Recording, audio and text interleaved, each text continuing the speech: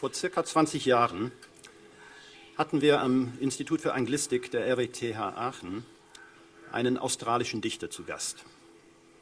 Er war von meinen Kollegen Jeff Davis und mir eingeladen worden. Ich hatte die Aufgabe, meinem Chef diesen Gast vorzustellen. Das ging so. Prof, you must be Michael Sharkey. Welcome to Aachen. So you're from the Antipodes.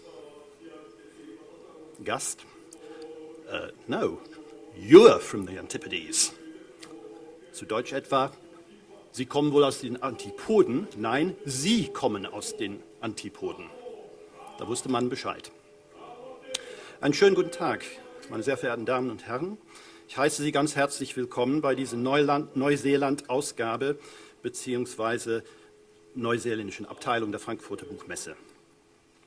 Mein Name ist Pete Marsden. Meine Aufgabe ist es, diese Podiumsdiskussion zu moderieren. Good afternoon, ladies and gentlemen. Welcome. Kia ora. I'm Pete Marsden and it's my job to chair this session. Wie schön, dass Neuseeland so zahlreich erschienen ist.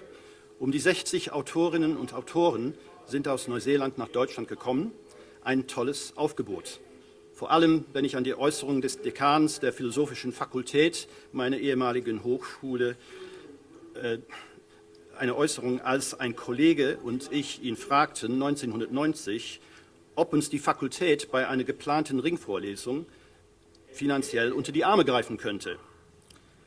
Der Dekan war zwar dem Projekt grundsätzlich wohlgesonnen. Bei der Erwähnung des Schwerpunktes, nämlich neuseeländische Literatur, platzt es aber bei ihm heraus, wie? Haben die denn welche? Und ob die welche haben? Die Antwort ist hier förmlich mit Händen zu greifen. 60 Neuseeländer sind nach Frankfurt gekommen, um gehört und anschließend gelesen zu werden. Ein schönes Pendant zum Bon mot von Billy Crystal anlässlich der Academy Awards 2004, als der Applaus bei der Verleihung des 17. Oscars für den neuseeländischen Film Lord of the Rings nicht mehr aufhören wollte. We've just heard that people are leaving for New Zealand to be thanked. Ich spreche bestimmt im Namen aller Gastgebenden, wenn ich unseren neuseeländischen Gästen danke, dass sie vom anderen Ende der Erde zu uns gekommen sind, um uns den sehr willkommenen Nachweis zu liefern, dass sie sehr wohl eine Literatur haben, und zwar eine sehr lebendige, eine sehr vielfältige. Den Sinn des Ganzen könnte man auf den Nenner bringen: Beide Enden der Welt, das Hiesige und das andere, können sich über die jeweilige Literatur besser kennenlernen. Für mich war im Vorlauf zu diesem Großereignis das herzerfrischendste Erlebnis eine Äußerung des neuseeländischen Lyrikers Glenn Colquhoun nach seiner Teilnahme am Projekt Venus Transit, wobei 3 neuseeländische und 3 deutsche Lyrikerinnen den Venustransit gemeinsam beobachtet haben und hinterher schriftlich aufgearbeitet haben. Glenn Colquhoun sagte sinngemäß: Wir denken immer, dass Deutsche etwas nüchtern sind, aber sie sind wirklich lustig. Sie sind lustig und manchmal sogar etwas keck. Ich mag ihre Art. Halten wir also fest, nicht nur Deutsche können den weißen Fleck Neuseeland hier mit Farbe ausmalen. Neuseeländer können umgekehrt auch ihr Weltbild verfeinern und verändern durch literarische Kontaktaufnahme. Denn wir sind ja unsere jeweiligen Spiegelbilder, unsere gegenseitigen Antipoden. Vielleicht haben wir das Glück und das Privileg, meine Damen und Herren, nach dem Sommermärchen 2006 hier das Herbstmärchen 2012 live zu erleben. Also in der Hoffnung, dass am Ende der Woche der weiße Fleck Neuseeland bzw. neuseeländische Literatur noch etwas bunter geworden ist. Das wäre dann unser Herr der Ringe-Moment. Freuen wir uns darauf. Herzlich willkommen jetzt, speziell bei unserer Podiumsdiskussion zum Thema Fact to Fiction, the Seduction of Research. Offizielle deutsche Übersetzung: verführerische Recherche, wenn aus Fakten Fiktion wird. Da werden wohl in den beiden Sprachen die Akzente etwas anders gesetzt. Darauf möchte ich aber erst nach der Vorstellung unserer Teilnehmer und Teilnehmerinnen zu sprechen kommen. Also wer ist denn jetzt heute aus Neuseeland zu uns gekommen? Barbara Ewing. Barbara Ewing ist Schauspielerin und Schriftstellerin. Spezialisiert hat sie sich auf den historischen Roman. Nach einem Studium der Anglistik und der Mahoristik, wenn ich das so eindeutschen darf, an den heimischen Universitäten Otago und Auckland, ermöglichte ihr ein staatliches Förderstipendium eine Ausbildung an der renommierten Royal Academy of Dramatic Art, RADA genannt, in London, wo ihr auch das Bancroft Gold Medal als Absolventin mit den besten Aussichten des Jahrgangs für eine erfolgreiche Karriere als Schauspielerin verliehen wurde. Frau Ewing ist auch in London geblieben. Dort lebt sie heute noch und hat in England viele Rollen auf der Bühne, im Film und im Fernsehen gespielt. Ihr erster Roman, Strangers, erschien 1978. Ihr zweiter, The Actresses, 1997. Lange Jahre hat Barbara Ewing sich ihren beiden Berufen, Bühne und Buch, abwechselnd gewidmet. In den letzten Jahren dominierte er die Schriftstellerei. Bisher hat sie 8 Romane veröffentlicht, unter anderem The Mesmerist 2007, The Fraud 2009 und The Circus of Ghosts 2011. Viele ihrer Werke spielen in London. Der Schauplatz ihres Romans A Dangerous Vine ist allerdings Neuseeland. Dieses Buch stand auf der sogenannten Longlist, wurde also nominiert für den begehrten Orange Prize. Und wir hatten uns gedacht, damit Sie nicht nur die trockenen Worte von mir als Einführung haben, sondern auch live die jeweiligen Schriftsteller durch eine kurze Passage kennenlernen, dass nach der jeweiligen Einführung die Person jetzt etwas ausgewählt hat und wird das jetzt vorlesen. Barbara, would you please come and read your passage?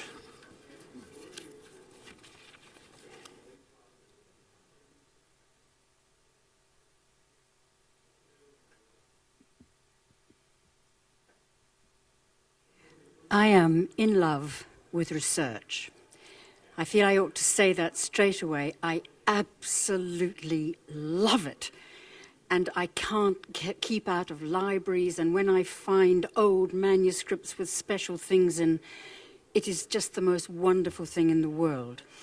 But as we are talking about New Zealand, my first historical novel I ever wrote, I had to research, of course, in New Zealand, and I went home to New Zealand to do so, and I also looked at old diaries in the British Museum in London, and I could hardly stop researching to write my book.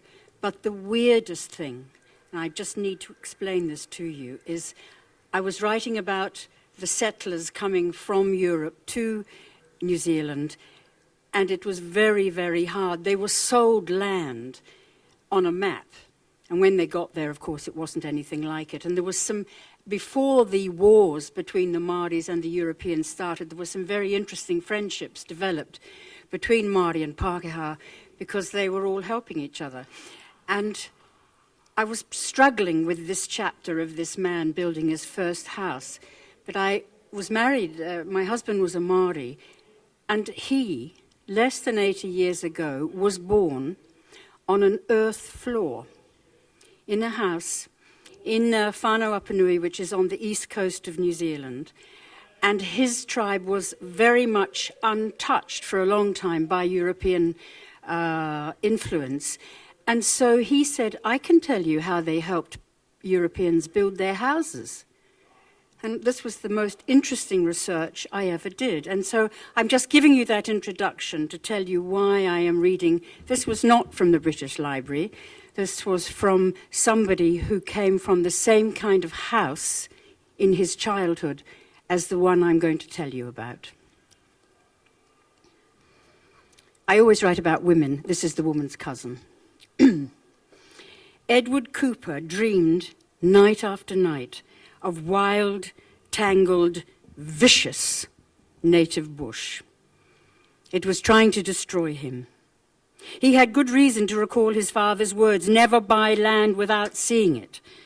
What on the survey maps of the New Zealand Company had looked like prime farming acres ready for cultivation had turned out to be unsurveyed, bush-covered hillsides stretching up to the sky and down to the sea, only reachable from Wellington town by boat or by a day and a half's trek along roads, through bush and trees, along muddy, overgrown tracks full of treacherous roots and stumps, and then along rocky tidal beaches that tore at horses' shoes on every journey. Edward, who was an optimist and as positive as an immigrant could hope to be, found his manner sorely tried. When he'd finally, manfully, made a tiny clearing, he bought a small cart in Wellington, hitched it to his horse, and engaged 3 natives to help him carry everything round the coast, through the bush, and onto his land.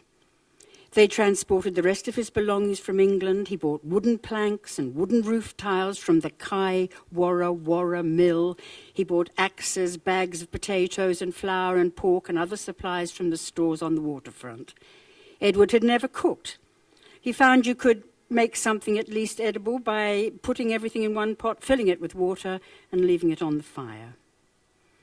On the journey back to his property, the natives entertained him in quaint English with fantastical stories of their ancestors and gossip about other settlers.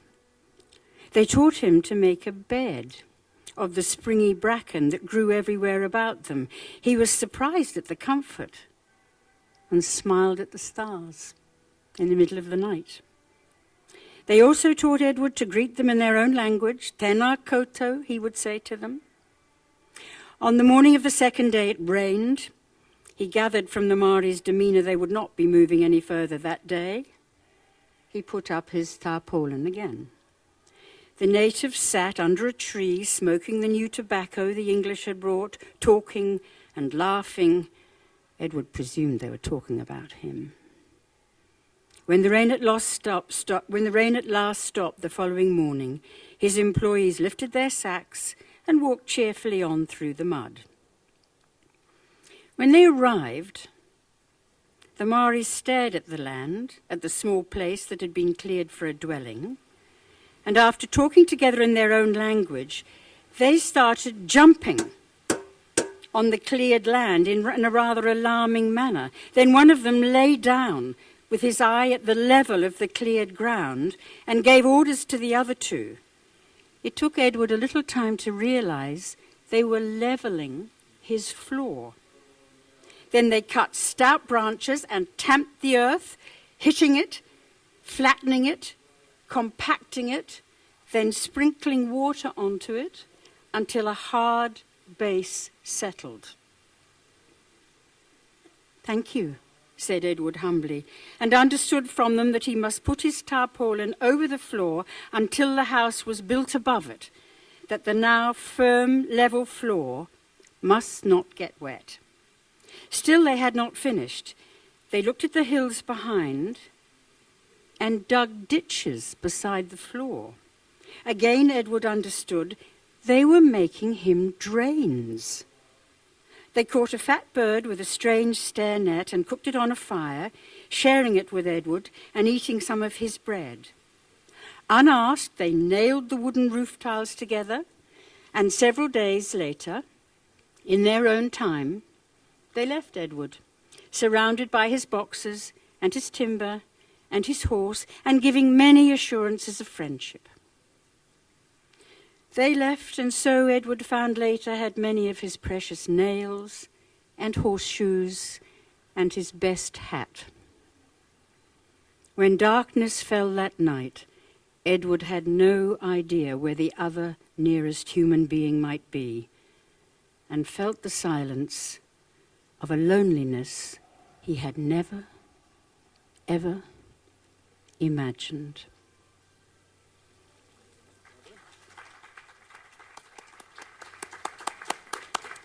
Ja, vielen Dank, Barbara.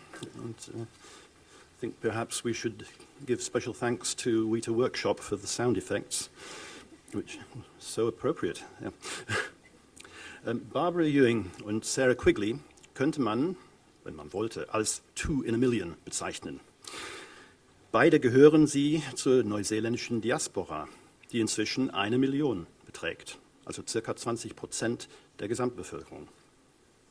Barbara lebt, wie gesagt, seit 1965 in London Sarah lebt seit 2000 in Berlin, wohin es sie verschlagen hatte, als sie als erste Stipendiatin der gemeinsam zwischen Goethe-Institut und Creative New Zealand, der neuseeländischen Entsprechung, gegründeten Berlin Writers Residency, ein Jahr in der deutschen Hauptstadt leben und arbeiten konnte. Das Programm ist inzwischen sehr etabliert. Aus der Pionierin Sarah ist aber eine Berlinerin geworden.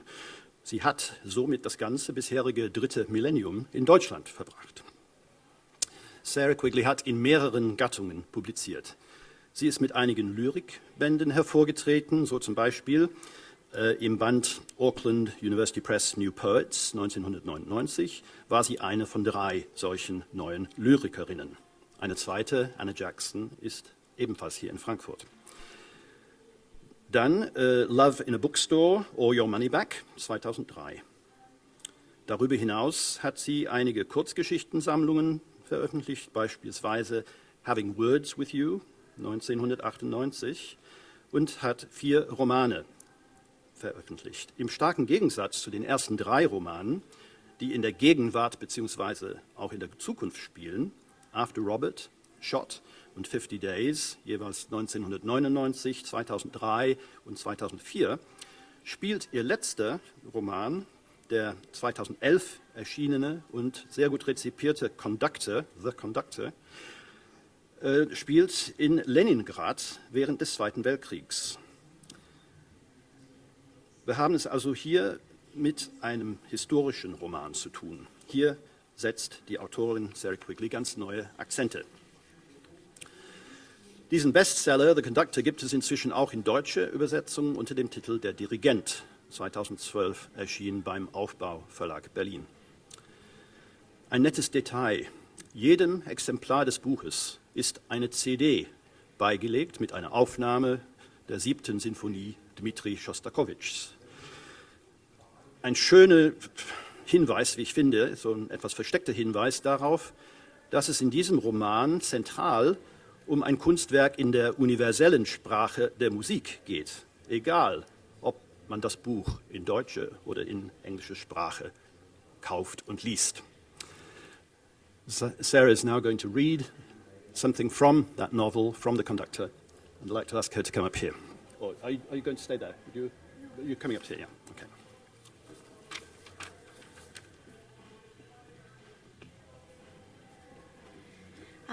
Herzlich willkommen und ich muss sagen, mein Deutsch ist sehr schlecht. Ich habe in Berlin gewohnt seit 12 Jahren, aber jeden Tag ich schreibe auf Englisch, so ich hoffe, Sie verstehen. I began writing this novel in my head about probably 10 years ago because I read an article about the performance of the Leningrad Symphony in Leningrad during the siege. And I had never tackled a historical novel before. And I was quite hesitant about doing so because I knew it would be a lot of work. And I also really have always preferred reading contemporary fiction. So I put it off for a long time, and I was writing another novel.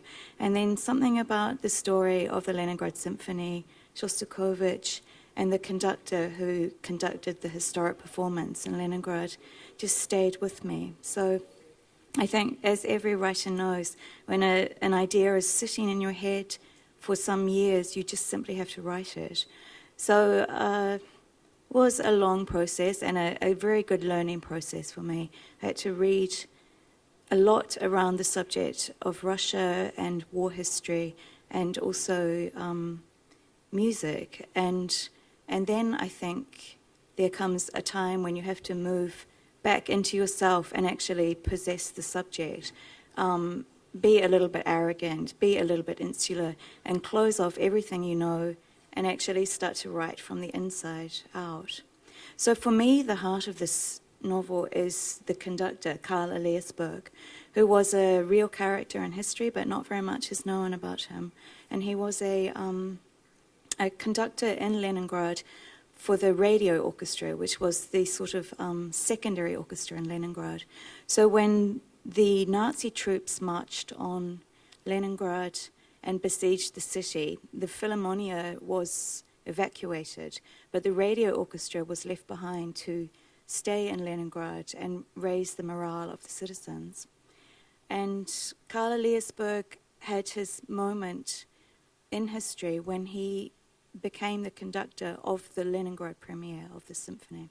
So I'm just going to read a very short passage, the beginning of the book, actually, from the voice of the conductor. I was born without a heart. At least that's what they believe. I hear what they say about me in rehearsals.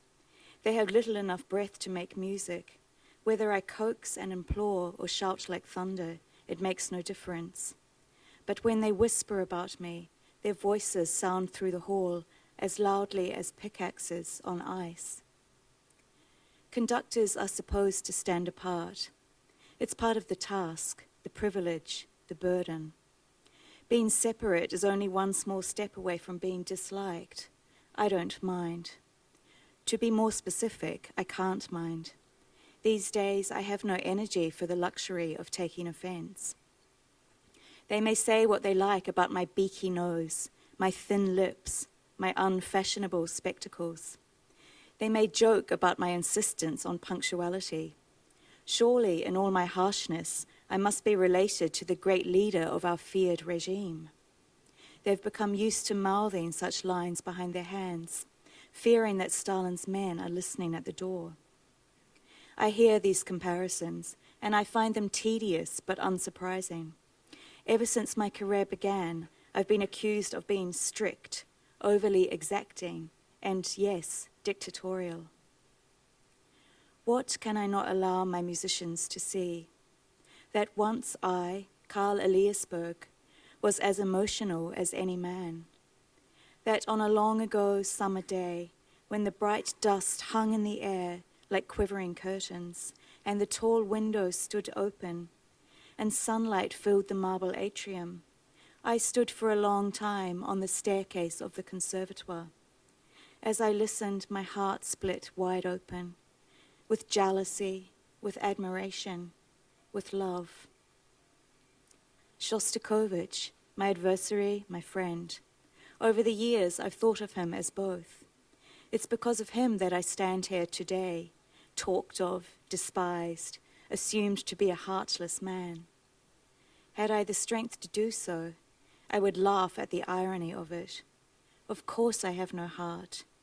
Many years ago, in that Leningrad stairwell, I gave my heart to Shostakovich. Thanks.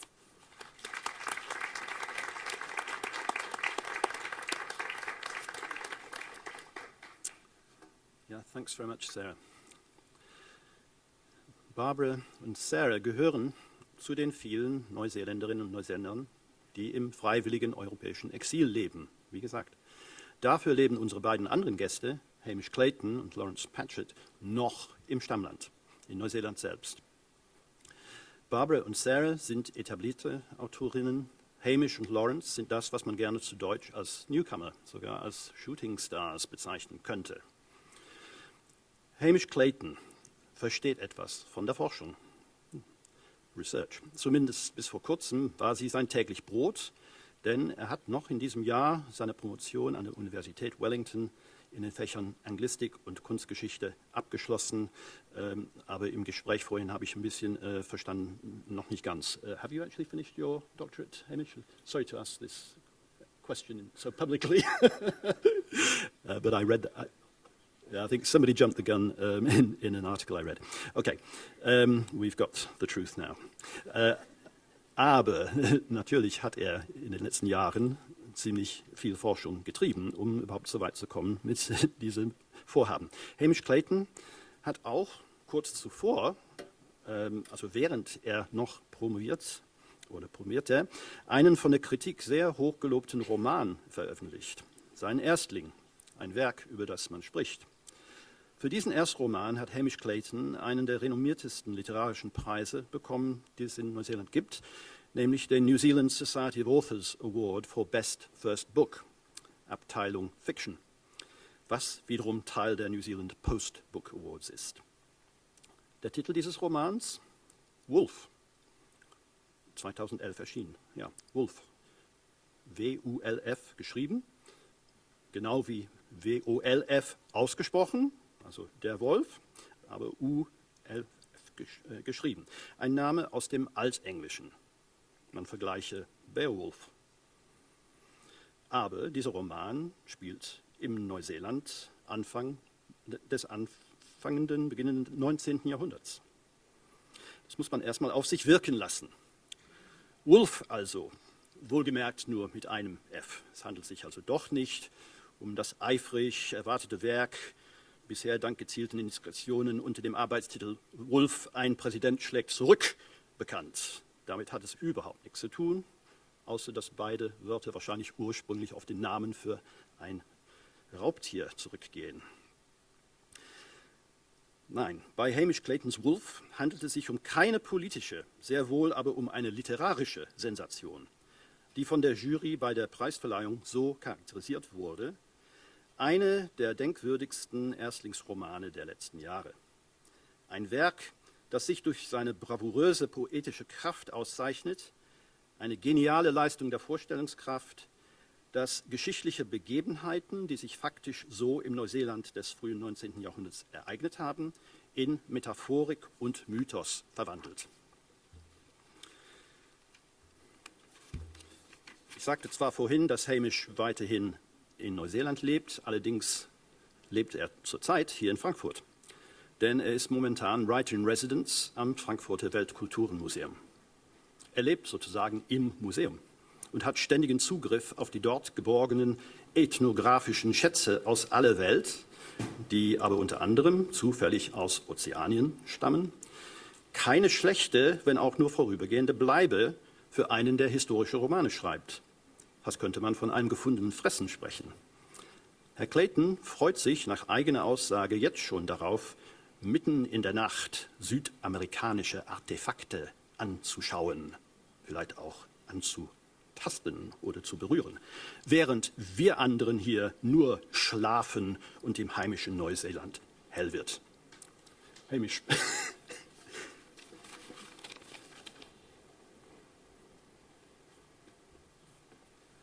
Thank you very much.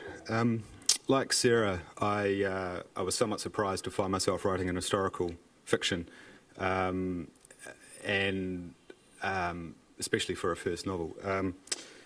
And also like Sarah, I found a character in the historical record who was perhaps somewhat marginalised, but who gave me my sort of vehicle. And I'll talk more about the conception of the novel, hopefully in the conversation to follow. But just a note on this passage.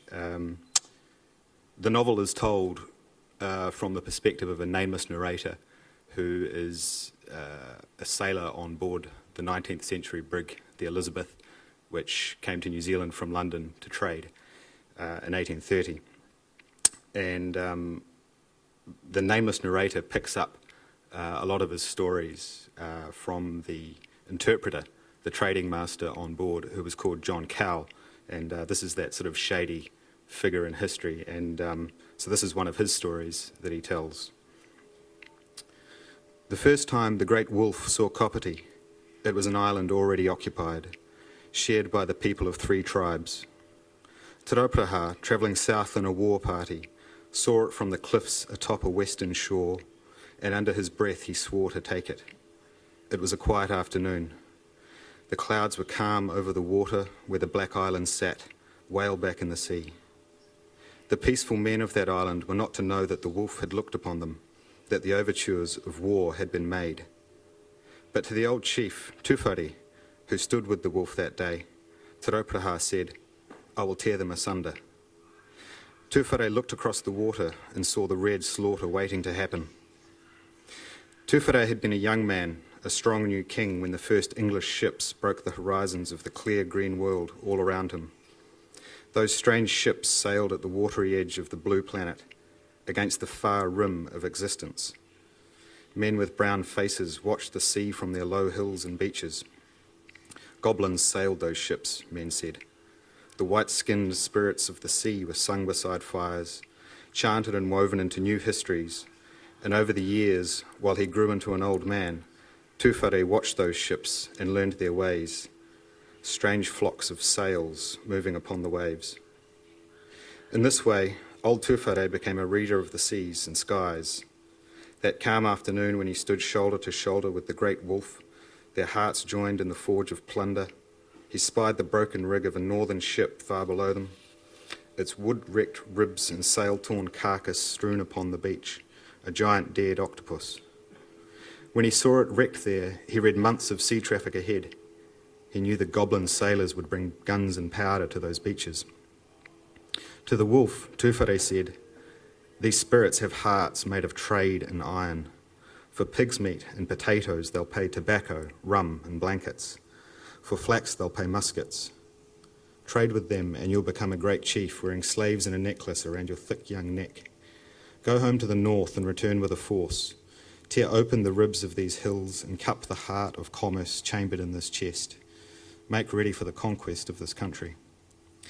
And the wolf replied, "Then I will take this island, Kopati, and forge from its fens a fearsome fort, a spiked nest of war, an isle den, sea-surrounded, that none will take from me. My island will be the shield and the spear, the cloak of comfort and the claw of fear of all men." So Te Rauparaha returned to his home in the north, a migratory bird on a wandering wing, home to nest in the mire, guided by instinct and a buried desire. He sat quietly upon the land and sang no word or prayer for the warm winds of war that he waited for through cold winter days. Neither fence of spear nor wall of fire did he raise. Frozen rains and smoke lay thick on his wooded coastal country. All about him the ditches and banks were empty of birds nesting, and he sat quietly upon the earth, waiting for the season of war.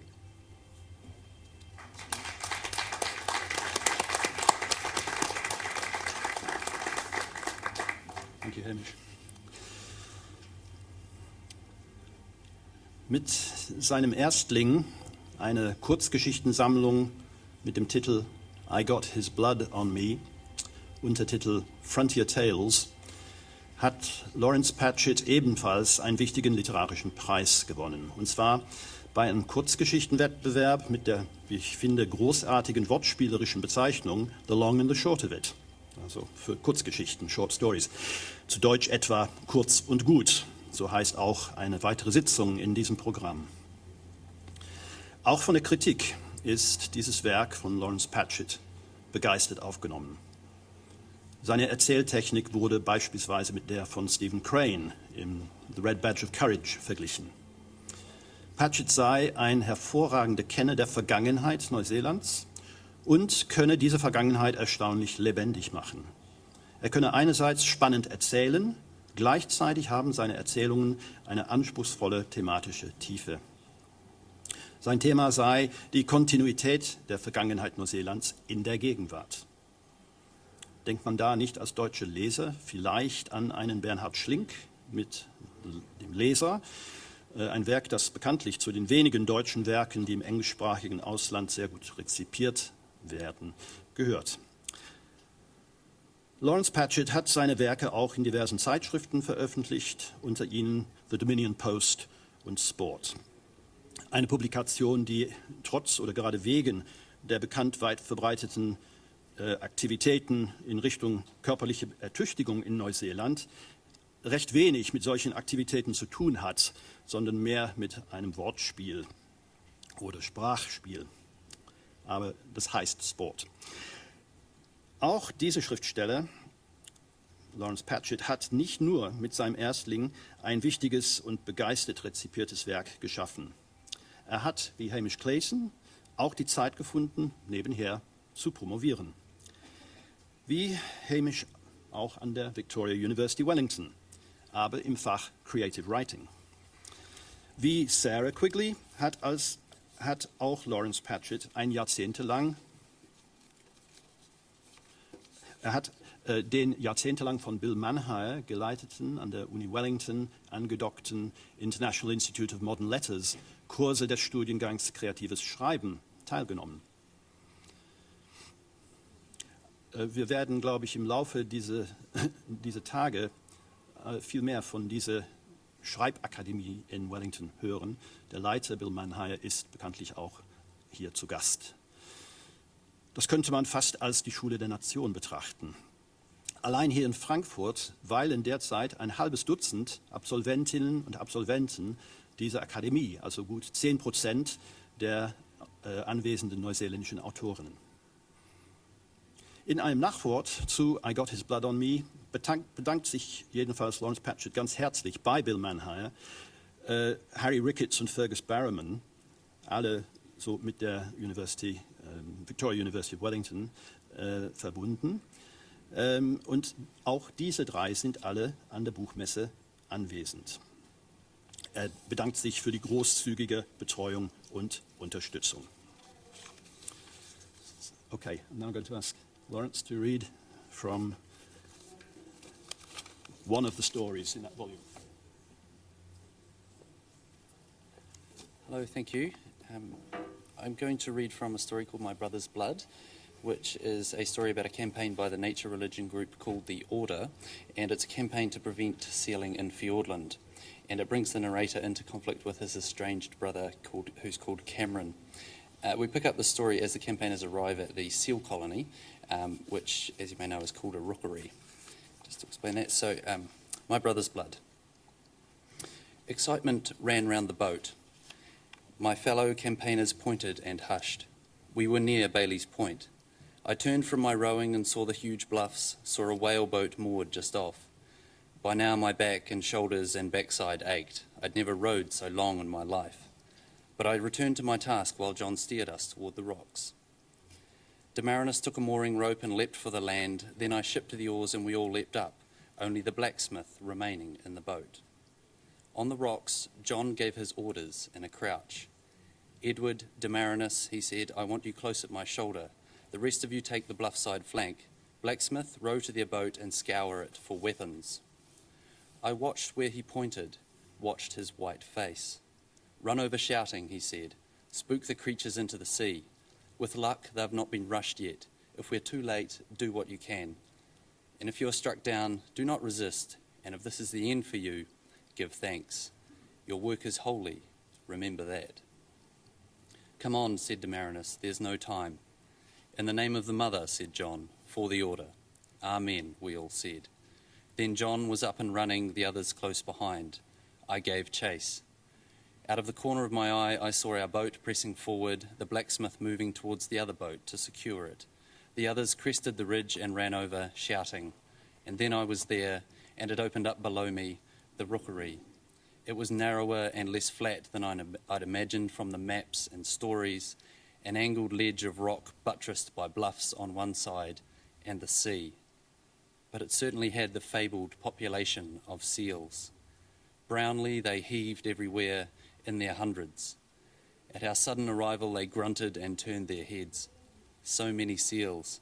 John's intelligence had been right. Somehow this rookery had been spared the sealers' attention until this point. We're in time, shrieked the younger Damarinus brother, running past me. They're not rushed yet. But we were not alone there. In a row 50 yards downwind, half a dozen men stood at the far corner of the rock ledge, clubs and lances in their hands. These were the sealers, the clubmen. To surprise the seals, they'd lowered down on ropes that still hung from the bluffs, and more men were coming down now, hand over hand. In another few minutes, all these would have been poised to attack. On the seaward side, a further row of men were ready to rush the seals up from the ledge, preventing their escape to the sea, rushing them to the clubmen and their deaths. But now, seeing us, the clubmen began their work. Even as others were still on the ropes, even before the rushers could come, they ran to the nearest seals with their clubs and bludgeoned whatever was nearest. Cows, bulls, helpless calves. At the same time, the rushers ran up from the seaward side with ragged shouts. But they were too late. Already we were in between, scattering the seals with our shrieks and our arms waving danger. Everywhere noise broke out. Cows barked and lumbered, and calves mewed and were crushed. The clubmen cursed and lunged after the seals as they made for the sea, the entire shelf a brown moving mass punctuated with rising clubs and sprays of blood. Soon the seals were in a slow, panicked stampede. Such was their oncoming mass that one of the rushers went down. Then another was barged as the cows plunged over the rock edge for the sea. I was barking and waving at the seals. Rah, rah. My campaign training had come back. A barking noise was best to scare the seals, and rapid arm movements. They were escaping. I whooped. Through the confusion, I saw one of the rushes, punching out ferociously, swinging precisely at the heads and throats of seals. He had a knife in his hand, and he swung it not to stab, but to slice, scything it across seals' necks. 2 rushes had gone down. He had not. It was my brother. It was Cameron. I recognized him, his tight, venomous movements. For a long time, I stared.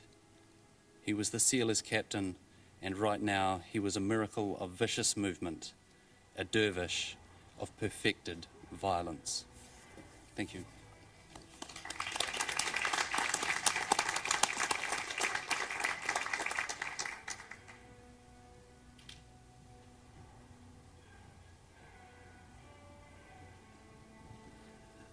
Okay, so is this working all right? We've now had 4 samples of historical fiction being written by New Zealanders, by no means always about New Zealand. I'd like to now get into a conversation with our authors about their views on the topic of historical fiction. We've already heard some comments by them on their particular historical fiction they've written. But before we start doing that, I just wanted to make a brief comment about the concepts in the title of this session. I have to admit, when I was asked to moderate this session, and I saw that it was about the seduction of research, I mean, obviously, my mind was first of all riveted by the idea of seduction, or allure, der Reiz der Recherche. I thought that's a great title, and I think we'll probably hear something about the nature of that seduction when our authors start to talk about this. But I was a bit surprised when I saw the official translation in the program that they had plumped for Recherche. And I think it is important to point out that in English, research actually covers both Forschung and Recherche. And to my mind, these things are somewhat different in that research in the sense of Forschung is scholarly, academic, the kind of thing pursued at universities for doctorates, etc., but also pursued by scientists in laboratories, whereas the other sense, which is rendered by Recherche, is, to my mind, more journalistic and perhaps of a somewhat different nature. Of course, it's got something to do with checking your facts. That's perhaps the common denominator. But I just wanted to clarify that point because I think I might not be the only person who finds that the semantics is a little bit unclear when you look at those 2 titles in English and German. Okay, so turning to our panel now, I mean, what is it with historical fiction? I mean, we have 4 examples here of fairly recently written historical fiction by New Zealanders. I think many have the impression that historical fiction is booming in New Zealand. It's been booming in the UK for quite a long time, and I think it would be very interesting, first of all, perhaps if our writers could say how they feel about this development, how they relate to it. Sarah? Is this working? Actually, 2 weeks ago, I went to Cologne to do a reading, and I called the hotel quite late at night to confirm the reservation, and I talked to the night duty watchman who was on the desk, and he said to me, "Oh, you're coming for a reading in the Literaturhaus, and what's your novel about?" And I said, "Well, it's historical fiction, and it's set in 1942. And there was a kind of giggle on the end of the line, and he said, "That's not historical. I was alive then."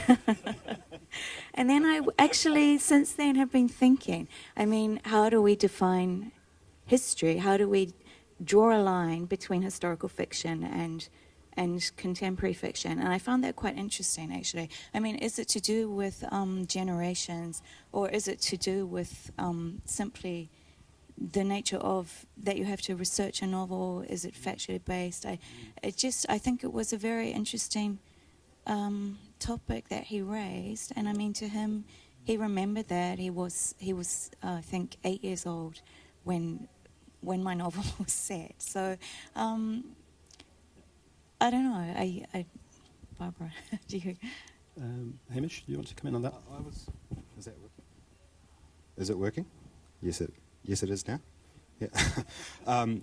I was quite surprised when I found myself writing in historical fiction.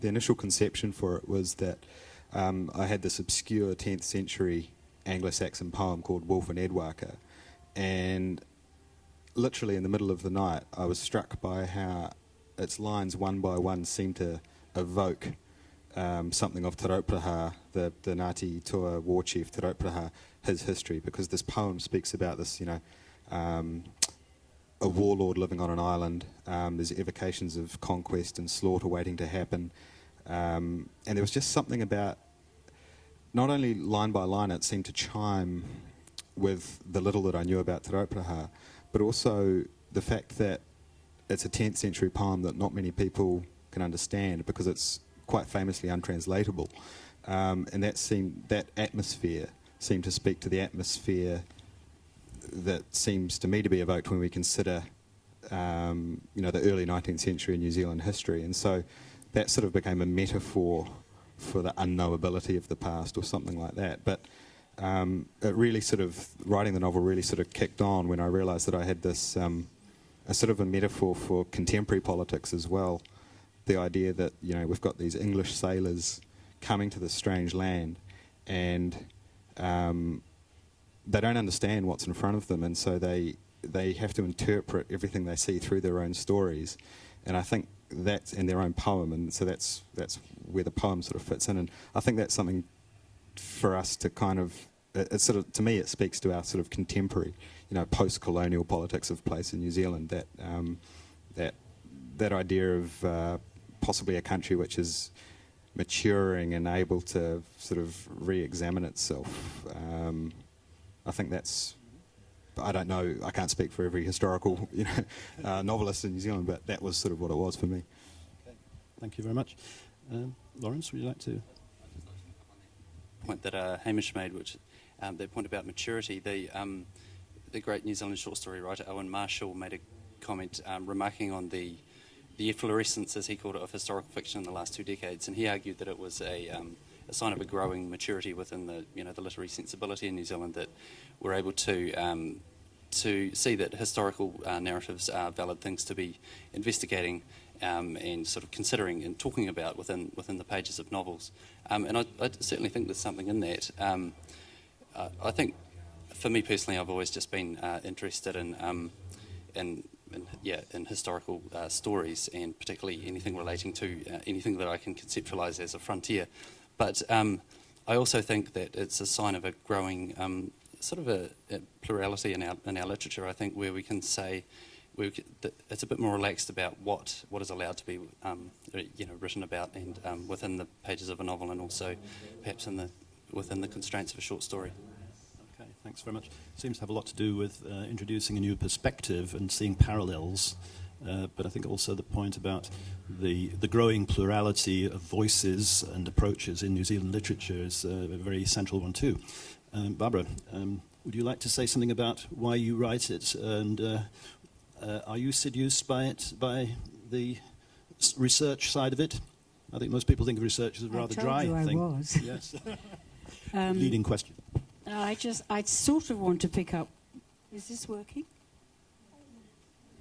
I just wanted to pick up what Sarah said also about the man who answered the phone, because I was outraged to find that a novel that I wrote, one of my first novels, which was set entirely in New Zealand, called A Dangerous Vine, has been described as a historical novel. And I was writing about things I knew about, and I thought, well, I know I'm old, but... And I think but it was different then. It was different. And one of the few advantages of age is you know that it was different. The sensibility of the time that I was writing about, the 50s, it was different. And so I think we have to be very careful, just as historical novelists, to, although the human heart stays the same, the sensibilities of the time change. And we have to be very, very careful that we don't muddle that up, if that makes any kind of sense. Certainly makes sense to me.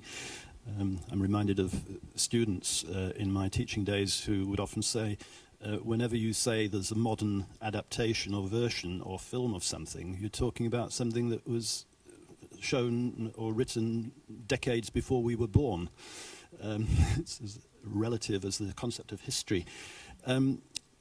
Well, Barbara actually told me during the run-up to this event about a very interesting development that's a kind of spin-off from this huge interest in historical fiction.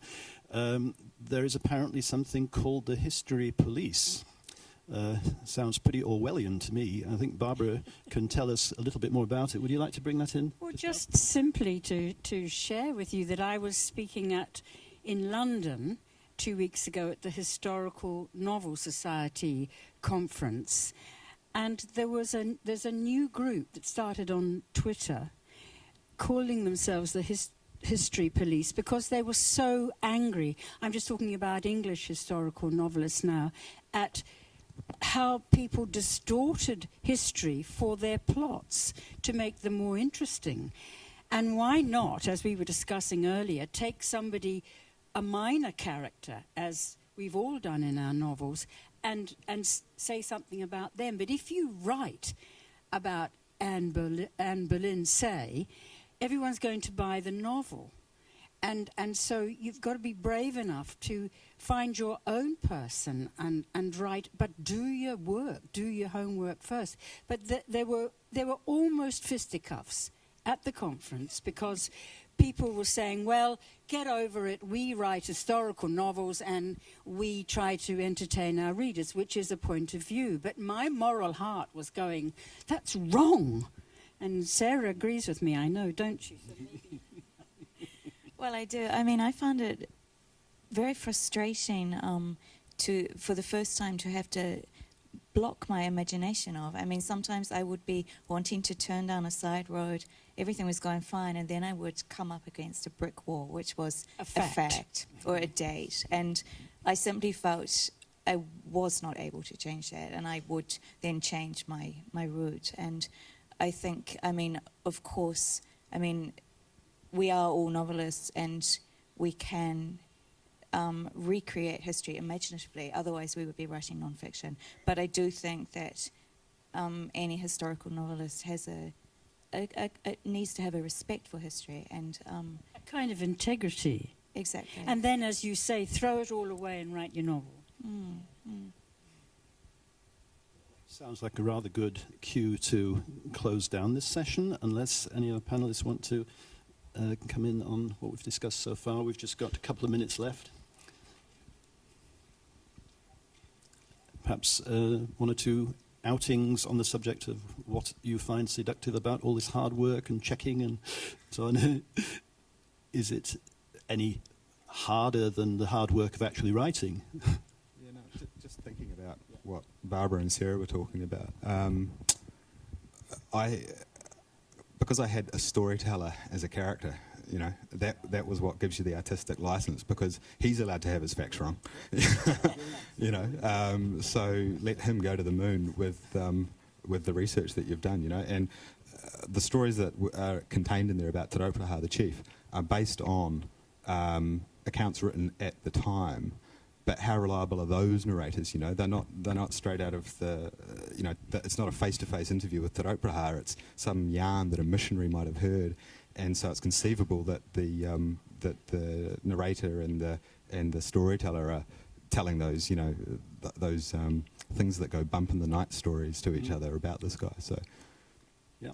Well, I mean, I think it's axiomatic in history these days, the study of history as a almost scientific subject, that historiography, the writing of history, is also fraught with fiction because it's always written from somebody's point of view. It's usually written by men. How right you are. I'm still going to have the last word. I'm going to thank the panel very much for their contributions, and thank you to the audience for listening to us.